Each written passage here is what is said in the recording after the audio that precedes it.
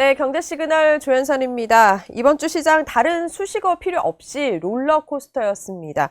이 하루가 다르게 급락 급등이 반복되면서 대혼란의 장이었는데 이게 문제는 판단이 안 된다는 거거든요. 이 바닥의 장을 본 건지 아니면 전쟁 변수로 일시적인지 오늘 한번 시원하게 분석해 보겠습니다. 김종효 이사 모셨습니다. 안녕하세요. 네, 안녕하십니까. 이번 주는 진짜 급박하게 돌아갔는데 먼저 이번 한 주 분석부터 좀 하고 넘어갈까요? 네, 이게 롤러코스터라는 표현을 해주셨는데, 롤러코스터는 끝이 있잖아요. 네. 그러니까 우리가 이제 이 그쵸. 진폭이 심하다는 것도 알고, 음. 뭐 팔자 방향일 수도 있고, 네. 굉장히 뭐 크게 도는 원일 수도 있고, 음. 뭐 거꾸로 도는 것일 수도 있죠. 어떤 방향을 보이던 뭐 3분 안에 끝난다든지, 끝을 우리가 알 수 있는데, 지금 현재 가장 중요한 건 이런 급등락이 끝났나? 그렇네요. 네, 그렇네요. 여기에 대해서는 명확한 판단을 우리가 할 수 없기 때문에 그래서 예전에도 한번 말씀드릴 때 올해 가장 걱정되는 건 뭐냐라고 했을 때 지정학적 위험은 예측이 안 되고 네. 실제로 어떻게 벌어질지 우리가 예측할 수 없기 때문에 가장 이제 변수라고 봤는데 그게 생각보다 너무 빨리 터졌고 우리 시장이 또 유독 민감하게 반응하고 있는데요. 네. 그나마 이제 이번 주 지나면서 다행인 건 오늘 그 진폭이 좀 줄어들고 있다 정도? 네. 그래서 오늘 반등하고 있다가 핵심이 아니고 진폭이 줄고 있다가 제가 보기에 가장 핵심이 아닌가. 네. 그래서 변동성이 좀 줄어드는 단계라면 뭐 결론을 말씀드리면 뭐 여전히 급등락은 있겠지만 그래도 이 레벨을 조금 현실화하는 단계? 네. 그러니까 너무 급하게 올라와서 이 레벨이 만나가 아니고 네. 그러면 이 오른 레벨에서 어떤 종목은 더 오르고 어떤 종목은 더 내려야 되는지 여기에 대해서 검증을 하는 아마 박스 구간으로의 전환이 아닌가. 저는 뭐 시장을 좀 그렇게 바라보고 있습니다. 네. 박스 구간. 그렇다면 어느 정도의 변동성은 당분간은 감수를 하고 가는 자세가 필요하겠네요. 근데 이제 우리가 우크라이나 전쟁도 살펴보시면 아시겠지만 그때 대부분 전문가들이 다 뭐 2달, 그쵸. 1달 이렇게 얘기했죠.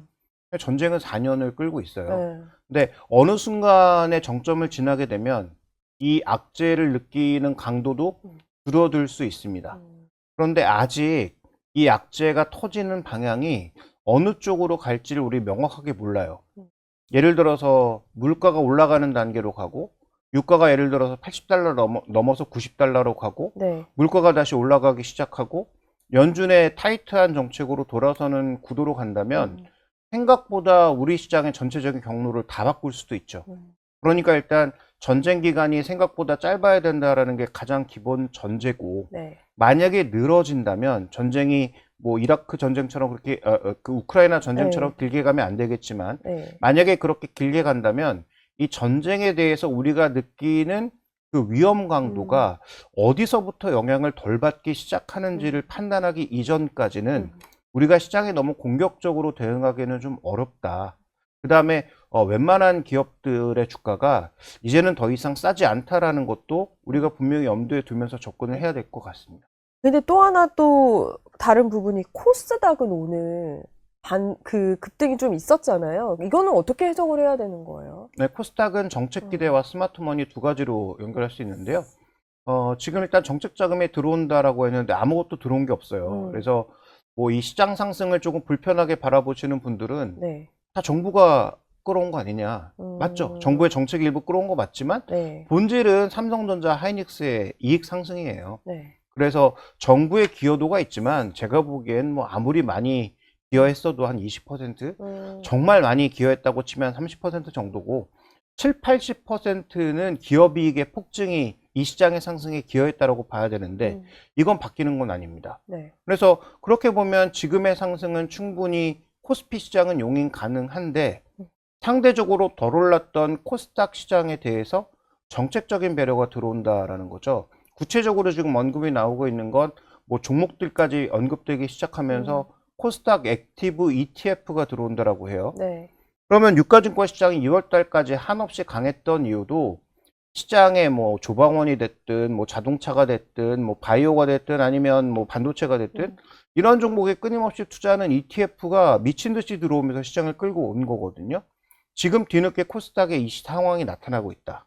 그러면 ETF가 지금 들어오고 있는 거냐? 그렇지 않죠. 않죠. ETF가 들어올 걸 예상해서 스마트 머니가 먼저 당기고 있는 거죠. 그래서 실제로 ETF가 들어와서 그 ETF에서 자금을 집행하기 시작하면 거기다 팔 생각으로 미리 종목들을 당기고 있는 거죠.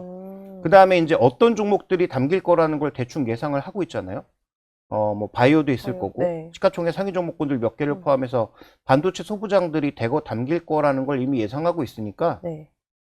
그런 종목군들을 집중적으로 미리 담고 있는 거예요. 음. 그게 뭐 외국인일 수도 있고 기관일 수도 있고 개인일 수도 있죠. 네. 그러니까 통칭해서 스마트 머니라고 해서 이런 쪽으로 돈이 들어오니 내가 미리 사도 나중에 더 비싼 가격에 팔 수 있다는 자신감을 가진 강한 세력들이 지금 들어오고 있는 거라고 보시면 될 것 같고요. 그래서 더 올라갈까? 더 올라가겠지만 지금 이 구간을 잘못 사면 얼마 전에 우리가 겪었던 지옥 같은 코스피의 급락과 같은 현상을 만날 수도 있기 때문에 지금 현재 가격에서 공격적으로 신규 매수를 하기에는 네. 쉽지 않다 이렇게 봐야 될 것 같습니다. 그래서 코스닥도. 네. 기존에 이제 싸게 사셨던 분들의 지금은 뭐 즐기는 구간 이렇게 이해하는 게 좀 좋을 것 같습니다. 조금 이 전쟁 여파와 약간의 거리가 있기 때문에 당분간은 코스닥에 조금 접근하는 게 코스피보다는 유리하지 않냐라는 질문들도 있는데 그건 아직은 그래도 그 정도까지는 아닌 거네요. 그게 맞는데 네.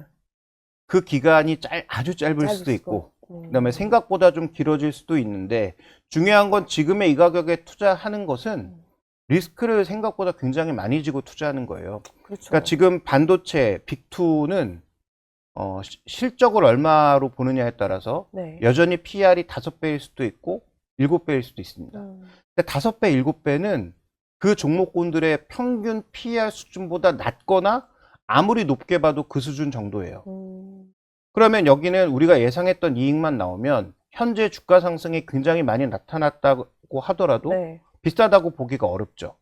근데 코스닥은 지금 비싼 거와 상관없이 수급으로 밀어붙이고 있는 장이니까 만약에 이 수급이 생각보다 약하거나 아니면 지금 이 기업들의 PER은 보통 30배 이상으로 당겨놓은 종목군들이 굉장히 많은데 네. 그러면 그 30배를 설명해 줄 수 있을 정도의 실적이 안 나오면 그러면 변동성이 커질 수 있는 구간이니까 선택을 잘 하셔야 된다. 지금 사셔도 되고 더 올라갈 것 같은데 그분들은 반대쪽 하락에 대한 압력도 굉장히 높다라는 걸 인지한 상태에서 가야 그 변동성을 버텨내거나 대응할 수가 있지. 네. 그냥 코스닥이 상대적으로 강하니까 이제는 코스닥라고 몰려가면 그건 뭐 우리가 흔히 얘기하는 이제 맨날 뭐 시세 날 때마다 몰려다니는 그런 세력밖에 되지 않는 거죠. 그래서 저는 그런 변동성을 인지한 상태에서 나는 이렇게 변동성이 나타났을 때 대응할 거야 시나리오가 없으신 분들은 저는 접근하면 안 된다고 봅니다. 아, 쉽지 않은 거네요. 마음은 머리로는 알겠는데 그럼 이제 그동안의 경험치를 보면요. 이 자산 시장을 두고 봤을 때 사실 좀 불안감을 감수하고 위기가 지나보면 꼭 기회였을 때가 참 많잖아요. 그런 의미에서 지금 이 매수 타이밍에 대해서 고민이 많거든요. 코스피도 떨어지니까 좀 더 기다려야 되나? 근데 주말 사이에 또 무슨 일이 있을지 모르니까요. 이 매수 타이밍은 뭐 공격적인 거는 조금 피해야 된다고 하셨는데 어떠세요?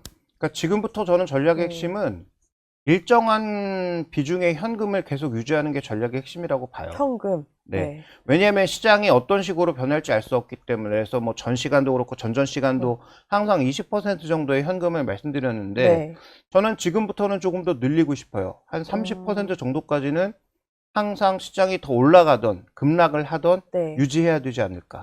그래서 그게 많이 올라간 종목을 팔던 네. 아니면 상대적으로 부진한 종목을 팔던 그건 뭐 각자 투자 성향에 맞춰서 해야 될 일이고 가장 마지막에 팔아야 될 게 반도체 빅2라는 건 뭐 명확하죠. 근데 현재 구간에서 좀 중요한 전략의 핵심 포인트는 조정받았을 때 더 사는 게 중요한 게 아니고 내가 현금을 얼마나 잘 유지하고 가지고 있느냐가 중요하다라고 볼 수가 있겠고요. 네. 그다음에 이제 급락이 나왔을 때 아직은 사도 되는 구간이냐라고 물어보신다면 저는 코스피는 일정 부분 그럴 수 있다고 생각해요. 근데 코스닥은 만약에 이제 조정이 왔을 때 그 조정을 뒤엎을 만한 정책적인 배려나 아니면 ETF의 유입이나 이런 것들이 없으면 생각보다 변동성이 커질 수 있는 가격이 이미 왔다라고 봅니다. 그래서 제가 이제 예전에 코스닥 지수를 말씀드릴 때 올해 고점으로 1500을 얘기한 것은 네. 굉장히 신선한 신규 종목군들이 들어온다는 걸 전제한 거예요. 예를 들어서 필요사 AI 같은 그런 대규모의 소위 유니콘 같은 기업들이 들어온다는 걸 전제하에 드린 말씀인데 네. 만약에 그런 것들이 들어오지도 않은 상태에서 현재 뭐 PR 50배가 넘은 종목도 있고요. 지금 뭐 30배는 대부분 다 반도체 소부장들이 이미 넘어버렸는데 정당한 가치인가? 지금은 수급이 밀어붙이는 장이면 그런 정당한 가치를 따지지 않고 밀어붙일 수 있죠. 네. 근데 지금 당장 투자해야 되는 입장에서 본다면 저는 그 가격은 좋은 가격이 아니라 우리가 주식 투자하는 것은 좋은 주식을 좋은 가격에 사야 되는 겁니다. 네. 지금 좋은 주식은 많지만 좋은 가격이 별로 없어요. 그래서 저는 코스닥 시장에 대해서는 여전히 뭐 공격적인 투자를 조정받았다라고 하기에는 네. 쉽지 않다. 트레이더는 가능하죠. 트레이더는 가치를 사는 게 아니라 가격의 변동에 투자하는 겁니다. 네. 그래서 급락했을 때 나는 빨리 올라가면 차익 실현할 거야 라는 분은 일부 살 수 있을 것 같아요. 근데 투자의 관점에서 가치에 접근하시는 분이라면 지금 코스닥 시장에 살만한 종목은 별로 없다고 보고 있습니다.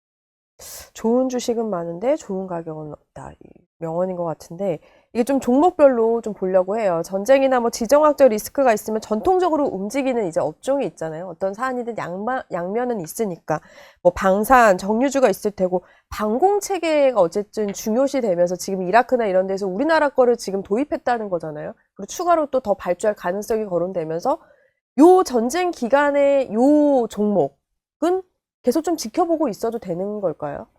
일단 저는 연초에 LIG 넥슨 같은 건 원래 좋게 봤거든요. 네. 근데 그때보다 주가가 벌써 2배가 올랐어요. 그렇죠.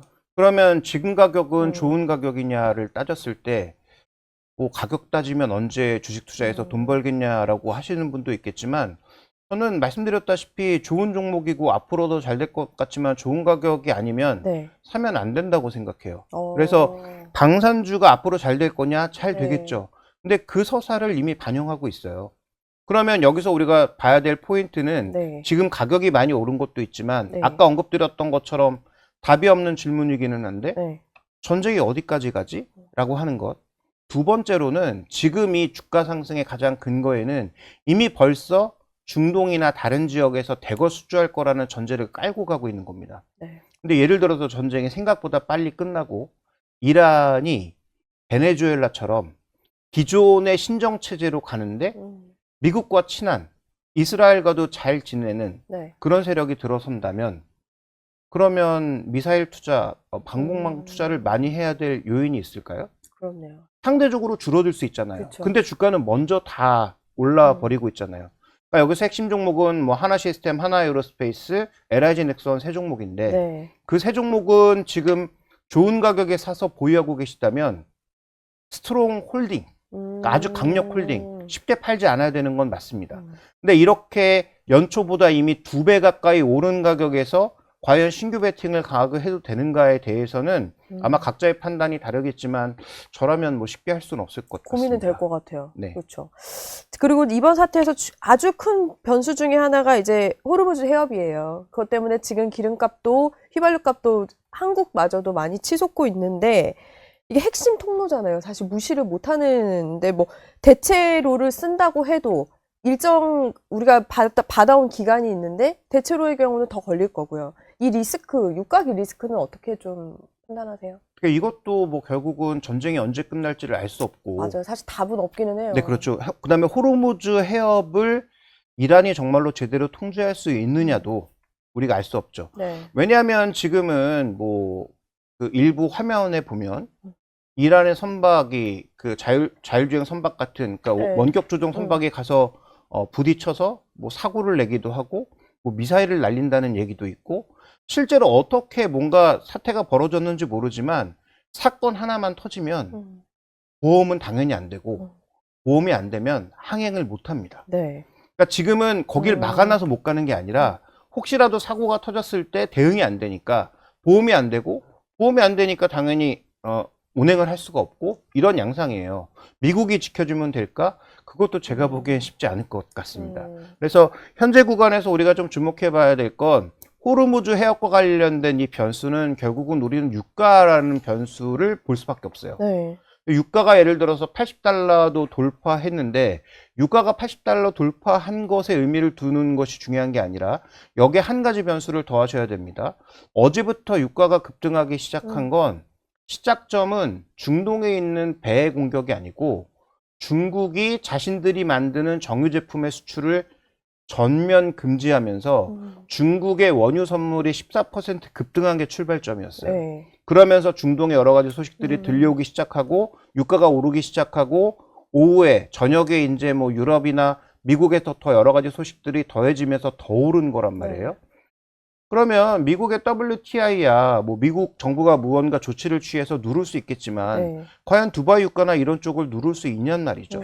그러면 우리는 여러 가지를 생각하지 말고 이 유가가 안정적인 레벨에서 더 이상 올라가지 않고 그냥 머물러 있느냐 아니면 고점을 모르고 매일 계속 오르느냐 여기에 포커스를 맞추고 전략을 짜야 될 것 같고 만약에 유가가 저는 뭐 80달러 정도 부근이 단기 고점을 찍고 다시 내려오는 그런 상황이라면 유가와 관련된 변동성이나 말씀하셨던 호르무즈 해역과 관련된 그런 변동성은 생각보다 크지 않을 수도 있다. 근데 예를 들어서 80달러가 뉴노멀이 되고 네. 여기서부터 다시 상승의 시작이다라고 하면 그때부터 우리 입장에서는 굉장히 불편해지는 상황이 그쵸. 오는 거죠. 국내 증시뿐만 아니라 한국, 일본, 중국이 모두 마찬가지가 될 겁니다.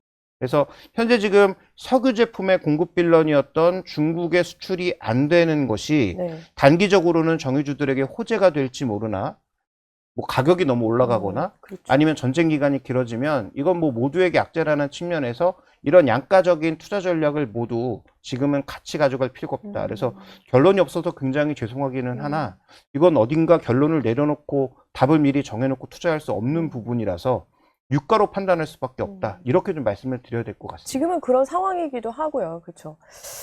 그리고 또 하나는 이제 트럼프. 늘 트럼프의 마음을 이해하기 어렵기 때문에 더 불확실성이 커지는 건데 오늘 이런 얘기를 했어요. 석유 가격 상승에 대해서 올라도 어쩔 수 없다. 군사작전이 우선이다. 라고 말하는 동시에 지금 트럼프 행정부에서는 보험도 준비를 한다고 하고요. 그 다음에 어찌됐든 문제가 없도록 검토 중이라는 보도가 계속해서 나오고 있는데 어떤 게 진짜인 거예요? 어떻게 해석을 해야 될지 모르겠어요. 뭐 정치적인 얘기는 저도 잘 모르니까 네. 뭐 국제 관계 전문가도 잘 모르시는 걸 제가 답하기는 참 어려운데 저는 트럼프 대통령이 원하는 레벨이 어디까지일지는 베네수엘라를 자꾸 치환할 수밖에 없는데 베네수엘라의 그 군사작전이 네. 생각보다 굉장히 빨리 끝나서 다행이긴 했습니다만 만약에 베네수엘라에서도 뭔가 분쟁이 나타났으면 네. 트럼프 대통령이 원래 얘기했던 것처럼 정말 마두로 정권을 모두 붕괴시켜서 누구도 통제할 수 없는 아마겟돈을 바란 것이었을까? 저는 그러지 않았다고 보거든요. 네. 그러니까 마두로의 반대쪽을 지금 정점에 앉힌 게 아니고 마두로의 2인자를 정점에 앉혔잖아요. 네. 그러니까 미국의 말을 듣고 미국의 통제에 따를 수 있는 사람이면 트럼프 대통령은 자신이 적으로 규정했던 세력이더라도 그냥 봐주더라. 네. 그리고 그와 함께 가더라라는 거죠. 그러니까 지금 이란도 하메네이의 아들은 안 된다는 거죠. 소위 이제 강경론자들은 안 되지만 예를 들어서 미국과 대화 정도가 가능한 사람이 왔을 때 그럼 트럼프 대통령은 강하게 정말 밀어붙여서 이란의 그 8천만 국민들이 모두 아마겟돈으로 빠지는 그런 상황으로 갈 것인가? 저는 그렇지 않을 거라고 보거든요. 두 번째, 지금 이란의 혁명 수비대가 단순한 군사 조직이 아니고 경제까지 전부 잡고 있는 조직이라고 알려져 있는데 그럼 이걸 전부 붕괴시켜서 이란의 무기들이 뭐 소위 테러 조직 손에 들어가서 통제 불능하게 만드는 게 정말 트럼프 대통령이 원하는 것인가? 네. 전 그렇게 생각하지 않거든요.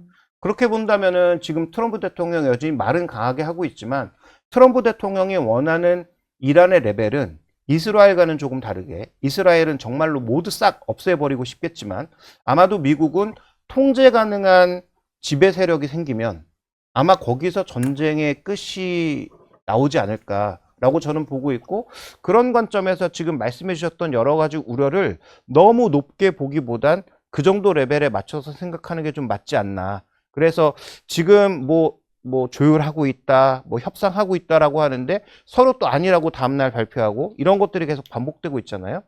저는 그 중간쯤이 진실이라고 봐서 정말로 내부적으로 뭔가 얘기도 되고 있지 않을까. 다음 지배 세력이 누가 될 것인지에 대한 판단, 그 다음에 그 신정 지도자가 누가 될 것인지에 대한 이런 판단들도 아마도 제가 보기엔 내부적으로는 이미 얘기가 되고 있을 거다. 그러니까 최근에 그런 얘기가 나왔을 때 가장 민감하게 반응하는 게 이스라엘이죠. 이스라엘은 지금 그 이란 프락시들뿐만 아니라 이란 세력을 정말로 다 완벽하게 부셔놓고 싶을 거잖아요. 근데 아마 제가 보기에 트럼프 대통령이 바라고 있는 레벨은 그 정도 레벨은 좀 아닌 것 같다라고 보고 있습니다. 이사님 앞서서 반도체도 이제 말씀을 주셨는데 뭐 전쟁에 직접적인 영향은 없다고는 하지만 워낙 주도주였고 워낙 많이 올라서 투자자들이 많이 갖고 있단 말이에요. 근데 지금 이미 뒤늦게 사신 분들은 뭐 반대 매매 얘기도 나오고 있는데 이건 어떻게 해야 돼요? 반대 매매는 이미 그 10%씩 두 번 내려가고 10% 올라갔을 때 대부분 실현되지 그러니까. 않았을까요? 네. 그래서 저는 오늘 우리 시장이 그나마 버티는 이유가 그런 급등락은 물론 굉장히 불편하고 잘못된 것이기도 하지만 그런 급등락 과정을 통해서 정말로 급한 사람들이나 반대 매매가 나왔어야 되는 물량들은 일부 청산이 됐다라고 봅니다. 그다음에 최근에 이 반도체를 사고 있는 가장 주요한 세력은 결국은 제가 전에도 한번 말씀드렸지만 삼성전자 12만 원에 판 사람은 19만 원, 20만 원에 절대 못 삽니다. 못 사죠. 네, 정말로 용자가 아니면 못 사죠. 대신 반도체 ETF를 사면 나는 못 사지만 반도체 ETF는 사줍니다. 그래서 아마 그런 과정으로 간접적 참여가 좀 늘고 있고, 그다음에 우리가 미국 시장 경험을 통해서 ETF 투자가 효율적이라는 것도 이미 확인하신 분들이 많잖아요. 네. 그래서 미국 투자를 버리고 한국으로 돌아왔던, 미국에도 여전히 투자하면서 한국 투자를 하던 ETF가 전반적으로 늘어나는 것은 있기 때문에 그나마 이익 관점에서 가장 안정적이고 그 다음에 가장 견조하게 움직이고 있는 반도체에 대해서는 그나마 좀 조정이 크게 나오면 저점 매수가 가능하고 신규 매수도 가능하다라고 봐야 될 것 같습니다. 아, 다만 반도체를 움직일 수 있는 변수 두 가지는 뭐냐? M4가 캐펙스를 꺾으면 그건 굉장히 위험하죠. 그렇죠. 그러니까 소위 얘기하는 뭐 구글이라든지 뭐 네. 아마존 이런 쪽에서 만약에 캐펙스의 계획을 꺾는다? 이거 우리 입장에서 가장 이제 위험한 시나리오고요. 그러니까 두 번째로 위험한 시나리오는 지금은 아직은 그래도 돈을 좀 구할 수 있는 구간이고 여전히 투자를 한다고 하는 구간인데 그 돈 많다는 M4도 이제부터 채권 발행을 하기 시작했어요. 그 다음에 또 하나 여기에 들어가 있는 자금의 상당수는 얼마 전에 미국에서 잠깐 문제가 됐던 사모신용과 연관되어 있는 자금들입니다. 근데 블루아울 때도 뭔가 약간 게임직했는데 네. 이제 블루아울보다 더 수준이 높은 블랙스톤에도 환매 얘기가 나왔고 네. 이거를 임직원 돈으로 막았단 말이에요. 0.9% 음. 정도의 부족한 돈을 임직원 돈으로 막았단 말이죠. 그러면 여기서의 전반적인 근거가 다음 분기로 넘어갔을 때 또 환매가 나왔을 때 어떻게 대응할 거냐도 중요하지만 네. 중요한 것은 이러한 돈들이 예를 들어서 막히고 계속 빠져나가는 상황이 됐을 때 문제는 금리가 내려간다고 해서 차환 과정이 더 좋아질 거라고 봤던 건데 예를 들어서 유가 상승 이런 걸로 인해서 금리를 내릴 수 없는 상황이 되면 그때 어떻게 될까? 그러면 지금 시장의 유동성이 계속 공급되고 있고 AI 인프라 투자가 활발하게 될 거라는 전제하에서 이익을 140조에서 300조까지 올려놨는데 네. 이 시나리오가 혹시 흔들리지는 않을까 정도는 조금 주의해서 보셔야 되고요. 그다음에 마지막 포인트는 저번에도 한번 말씀드렸지만 4월 초에 발표될 삼성전자의 실적이죠. 실적. 삼성전자의 실적이 얼마가 나오는지도 중요하지만 1분기 실적을 보면 220조인지 네. 300조인지를 우리가 대충 한번 생각해 볼 수 있잖아요. 물론 월 말에 있을 4월 말에 있을 IR을 가봐야 좀 더 명확하게 알 수 있겠지만 1분기의 숫자나 전반적인 뉘앙스만 봐도 애널리스트들이 빠르게도 추정할 수 있을 거 아니에요. 그래서 그런 부분들이 변수가 있기는 하지만 그래서 사지 말자가 아니고 그럼에도 불구하고 가장 밸류에이션이 안정적이고 이익이 안정적인 건 그나마 반도체밖에 없어서 반도체가 주가 조정이 조금 격하게 다시 나타난다면 네. 그러면 뭐 삼성전자나 SK하이닉스 정도는 저가 매수도 가능하고 신규 매수도 좀 가능하지 않나라고 보고 있고 오히려 저는 지금 더 강하게 움직이고 있는 코스닥 시장의 반도체 소부장이 네. 조금 너무 흥분하고 있는 것 아닌가. 과하게. 네, 그래서 뭐 보유하고 계신 분들이 뭐 올라가는 구간에서 미리 팔 필요는 없겠지만 조금 경계심을 오히려 그쪽을 좀 가져야 되지 않을까 이렇게 보고 있고요. 신규 매수 관점은 저는 뭐 트레이딩 정도만 가능하지 않나 이렇게 좀 보고 있습니다. 그쪽은. 보면은 증권주는 또 의외로 빠지지 않고 이런 변수들이 또 많이 있는데 주말 사이에 또 사실 이제 지난주 한 일주일 정도 됐잖아요. 이렇게 변동성이 확대가 된 게 주말 사이에 또 어떤 일이 있을지도 모르고 진짜 뭐 가늠할 수 있는 게 없는데 그래서 포트폴리오 짜는 게 쉽지 않은 것 같아요. 현금 비중도 말씀하셨지만 어떻게 좀 계획을 해야 될지. 그러니까 뭐 기존에 말씀드렸던 건 상대적으로 좀 덜 움직인 저평가된 종목군들을 많이 말씀드렸는데 네. 지금 뭐 금융주 말씀하셨으니까 저는 금융주 중에서 지금 가장 핫하고 버티고 있는 건 미래에셋생명이잖아요. 네. 근데 그건 뭐 아시다시피 자사주와 관련된 얘기 때문에 네. 지금 움직이고 있는 거잖아요. 그러면 금융주 중에서도 정말로 이렇게 자사주와 관련된 파격적인 제안을 내놓을 수 있는 기업들이 몇 개나 있을까? 이걸 한번 따져보는 것도 중요할 것 같고요. 그 다음에 조금 더 우리가 레벨을 낮춰서 네. 그 중견 지주사들 중에서 꽤 이제 지분을 들고 있는 그런 자사주 지분을 들고 있는 회사들이 있거든요. 네. 이런 회사들도 3월 말까지는 주총을 다 해야 돼요. 그렇죠. 과연 주총에서 어떤 결정을 할까? 지금 정부의 압박을 피해서 꼼수를 서서 우리는 자사주 소각 하나도 안 할 건데? 라고 버틸 건가? 최근에 대통령의 액션을 보니까 이거 안 하면 다시 또 압박할 것 같아서 스스로 이제 알아서 자사주 소각 계획이라든지 아니면 뭐 배당 늘리는 그런 계획들을 빠르게 발표한 건가를 봐야죠. 그러면 저는 지금 아까 신규 매수는 조금 자제해야 된다라고 말씀드렸는데 많이 올라간 종목군들은 조금 조심스럽지만 네. 오히려 이것 때문에 막 주가가 올랐다가 최근 들어서 이런 중간 지주 회사들이나 자사주 소각이 기대됐던 종목군들이 고점 대비해서 많이 내려온 종목들이 있어요. 대표적으로 뭐 KTNG도 있고, 그 다음에 저번에 말씀드렸던 뭐 현대 GF홀딩스들도 있고, 그런 종목군들이 오히려 월말에 3월 말에 있을 주총 부근 즈음에서 액션이 나오면 그때는 뭐 지수와 상관없이 주가가 좀 견조하게 버티지 않을까? 그런 흐름을 미래에셋생명이 미리 보여주지 않았나? 라고 해서 금융주 중에서도 자사주 소각의 가능성이 좀 높은 종목군들을 한번 추려보실 필요가 있을 것 같고, 네. 말씀드렸던 뭐 홀딩스라든지 아니면 뭐 방금 언급드렸던 그런 뭐 KTNG 같은 배당 메리트나 자사주 소각 가능성이 비교적 높아 보이는 종목이 네. 주가 조정을 충분히 받았다면 그러면 한번 관심을 가져볼 필요가 있다는 거죠. 이건 뭐 단기적인 전략이고요. KTNG를 중심으로 말씀드리자면 KTNG가 배당을 6,000원 합니다. 네. 지금 주가가 한 18만 원까지 올라갔다가 최근에 빠르게 내려와서 15만 원 아래로 내려갈 것 같아요. 네. 15만 원 아래로 내려가면 배당 기준만 봐도 4% 정도의 배당 수익률이잖아요. 네. 그러면 충분히 기관 투자자들 한번 투자해 볼 만한 그런 가격대로 내려오는 것이기 때문에, 그 다음에 최근에는 또 분기 배당들을 하고 있기 때문에 그런 관점에서 그 가격 아래로 내려오면 메리트가 좀 생기지 않을까? 이렇게 좀 봐야 될 것 같습니다. 이렇게 지정학적 리스크 때는 달러 방향도 굉장히 중요시되고 저희 환율도 겨우 좀 내려가나 했는데 다시 또 이제 오르고 이러고 있는데 달러 그리고 금도 지금 또 최근에 좀 오르고 있기는 하잖아요. 안전자산으로 어쨌든 속해져 있으니까 요 부분의 그 자산 관리는 어떻게 보세요, 마지막으로? 일단 환율하고 유가가 겹치면 최악이죠. 예를 들어서 환율이 1,500원으로 가고 네.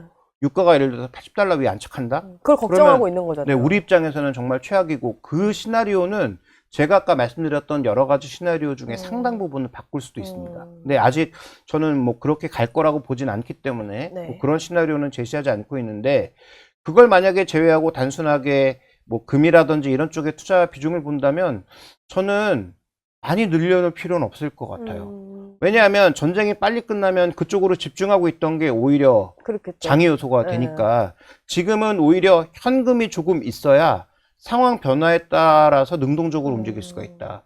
다 100% 주식으로 가 있어도 움직이기가 점점 어렵고요.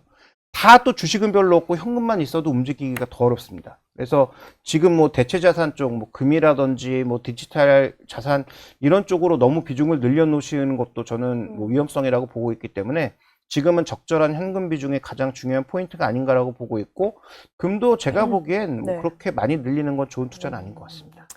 알겠습니다. 다음번에 뵐 때는 변동성이 조금 더 좁혀져서 또 긍정적인 이야기를 많이 할 수 있었으면 좋겠습니다. 알파경제 김종효 이사 함께 했습니다. 고맙습니다.